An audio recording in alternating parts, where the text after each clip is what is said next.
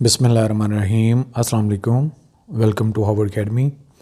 Dear aspirants, आज का हमारा सेशन फिनेंशियल अकाउंटिंग का मुताल्लिक है और ये सब्जेक्ट की जितनी भी हम सीरीज़ लेके चल रहे हैं लेक्चर्स की, इसमें एग्ज़ाम आपके जो वन पेपर है उसको मद्देनज़र रखते हुए लेके चल रहा है।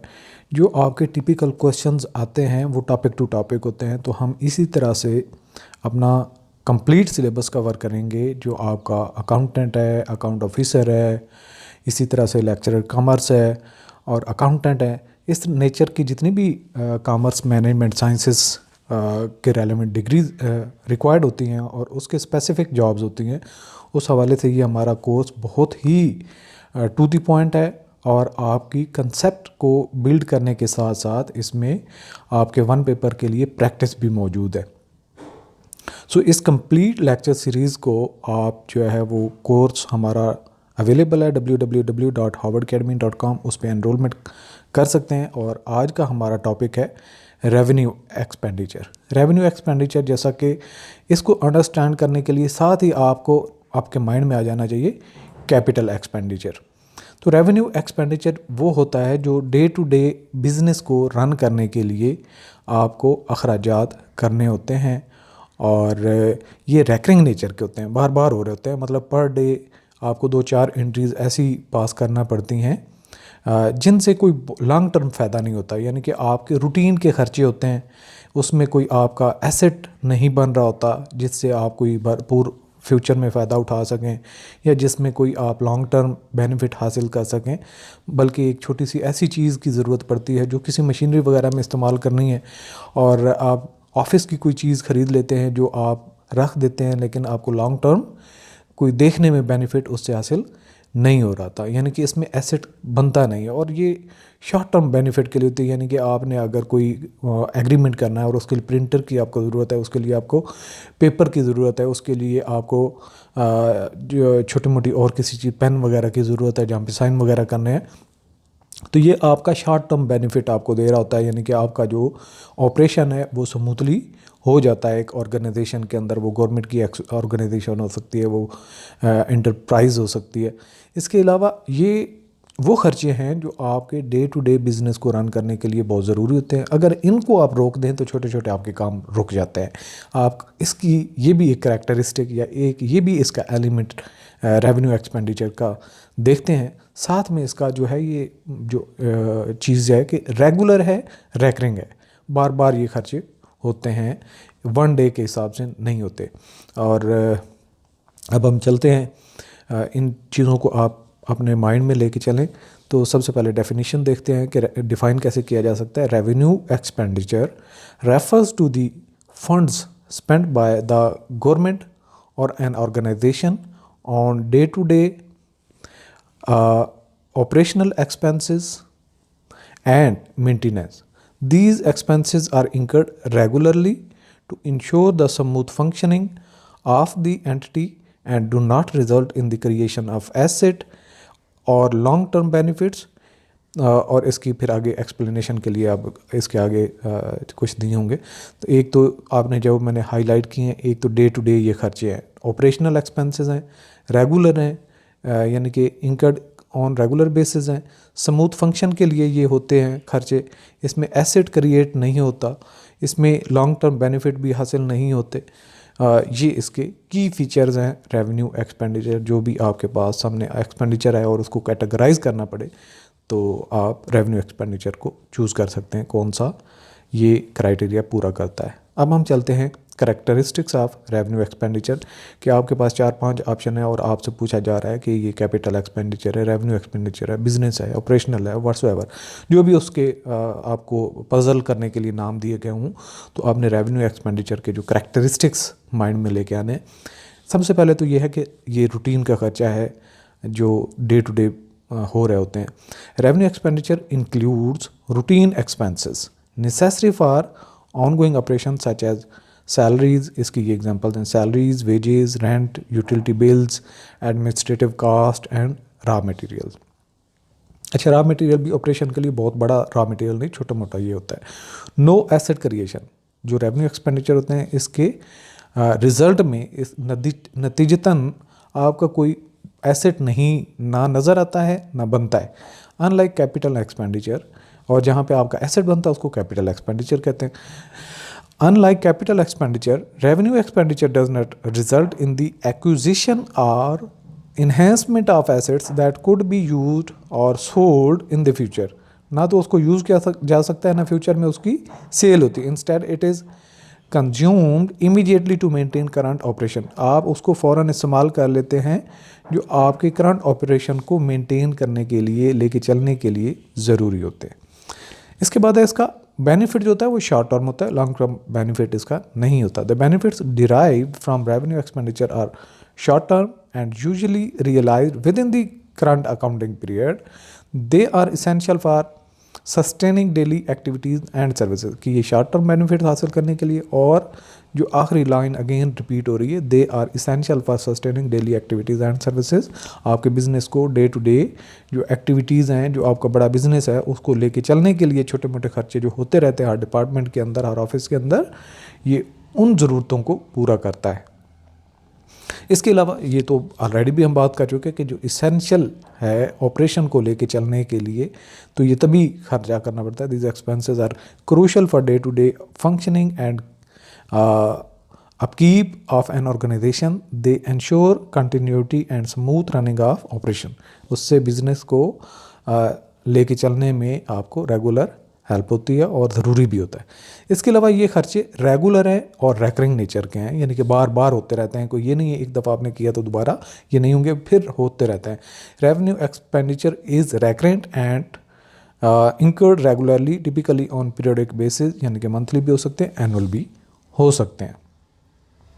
इसके कुछ हमारे पास एग्जाम्पल्स हैं कि रेवेन्यू एक्सपेंडिचर कौन कौन से हैं। नंबर 1 क्या है, अगर आप उनको थोड़ा सा माइंड में रखें तो ये आपको सॉर्ट आउट करने में और भी हेल्प हो जाती है। सैलरीज एंड वेजेस, जो इस तरह के खर्चे होंगे उनको भी हम क्या कहेंगे, revenue expenditure. Payment to employees for their services. दूसरे नंबर पर यूटिलिटी बिल्स, जो इलेक्ट्रिसिटी गैस वगैरह हम ऑर्गेनाइजेशन के अंदर एनर्जी की ज़रूरत को पूरा करने के लिए लेके चलते हैं, electricity, water and utility expenses. इसके अलावा जो रेंट है, पेमेंट्स ऑफ और फॉर लीजिंग फैसिलिटीज़ और इक्विपमेंट। इसके अलावा रिपेयर एंड मेंटेनेंस है, expenses for maintaining assets in the working condition. इसके अलावा ऑफिस की सप्लाईज, यानी कि ऑफिस के रन करने के लिए उसमें छोटी मोटी जो चीज़ों की ज़रूरत होती है। Purchases of consumable like stationery. इसके अलावा एडवर्टाइजिंग और मार्केटिंग के एक्सपेंसेस रेवेन्यू एक्सपेंडिचर में आ जाएंगे। Cost for promotional activities. इसके बाद आ जाता है insurance premiums, regular payments for insurance coverage, वो भी आपके रेवेन्यू एक्सपेंडिचर में आ जाते हैं। इसके अलावा जो आपने लोन लिए हुए हैं उसके ऊपर इंटरेस्ट पे करना पड़ता है, वो भी आपके revenue expenditure. Interest on loans taken for operational purposes. So ये थी आज के हमारा जो रेवेन्यू एक्सपेंडिचर के हवाले से, उसकी हमने करैक्टरिस्टिक्स पे भी बात की, उसको डिफ़ाइन भी किया, और उसकी अब हमने एग्जाम्पल से आपके माइंड में ये चीज़ें परमानेंट बैठ जानी चाहिए, परमानेंट आपकी मेमोरी का हिस्सा बन जानी चाहिए। तो ये चीज़ें जब आपके माइंड में क्लियर होंगी तो रेवेन्यू एक्सपेंडिचर या कैपिटल एक्सपेंडिचर के रेलेवेंट कोई क्वेश्चन आपसे एग्ज़ाम में पूछा जाता है तो आप कंफ्यूज नहीं होंगे। अब इसी चीज़ को टेस्ट करने के लिए क्या आप कंफ्यूज हो सकते हैं या नहीं, हम एक टेस्ट की तरफ चलते हैं।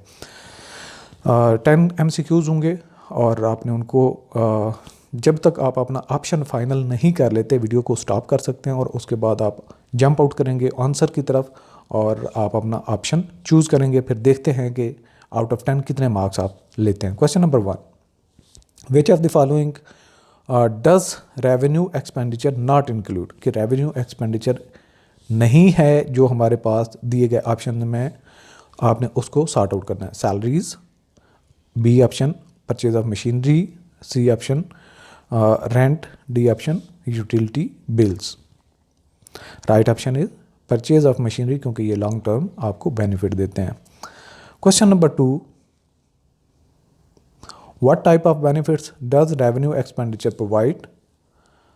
Option A long term benefits, option B intermediate benefits, option C short term benefits, option D no benefits.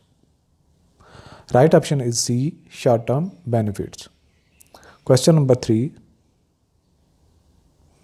which expense is considered a part of revenue expenditure। Option जो हमारे पास हैं, A repairs and maintenance, B purchase of land, C investment in stocks, D capital equipment purchase. Right option is repairs and maintenance, these are the revenue expenditures, बाकी सारे capital expenditure nature के थे। Question number 4, what distinguishes revenue expenditure from capital expenditure? Option A short term benefits, option B creation of assets, option C routine expenses, option D long term investments. Right option is creation of assets. Creation of asset है तो capital expenditure होगा, creation of asset नहीं है तो revenue expenditure होगा। Question number 5, which term best describes expenses like salaries, rent and utility bills? इसको हम क्या कहेंगे? Capital expenditure, operational expenditure, developmental expenditure, revenue expenditure. Right option is D revenue expenditure. Next हमारा question number 6 है, which expense category is not used for asset acquisition? इनमें से कौन सा ऐसा खर्चा है जो एसेट एक्विजिशन के लिए यूज नहीं होता? Option A repairs, option B interest payment, option C purchase of machinery, option D utility bills. Right option is D utility bills.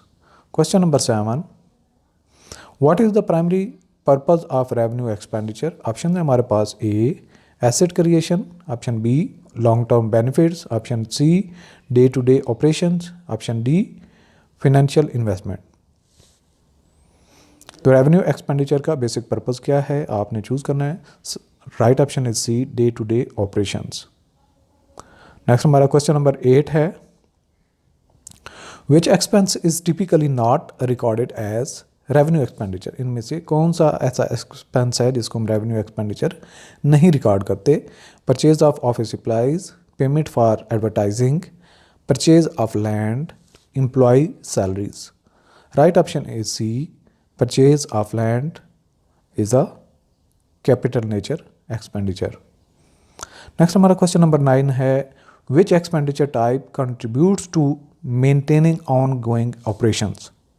Option है हमारे पास capital expenditure, revenue expenditure, C option है research and development expenditure, D option है contingent expenditure. Right option is revenue expenditure. Question number 10, which expenditure is considered recurrent and periodic? Recurrent है और periodic है यानी कि बार बार होते रहते हैं। ऑप्शन हमारे पास कैपिटल नेचर, बी ऑप्शन है extraordinary expenditure, C option है रेवेन्यू एक्सपेंडिचर और डी ऑप्शन है developmental expenditure. Right option is revenue expenditure, option C is right option. So आज का सेशन यहाँ पे कंक्लूड करते हैं। आप इस चैनल का भी हिस्सा बनिए, इसको सब्सक्राइब करें, दूसरों तक शेयर करें और इंशाल्लाह नेक्स्ट सेशन में एक मुफीद वीडियो के साथ हाजिर होते हैं। अल्लाह हाफिज़।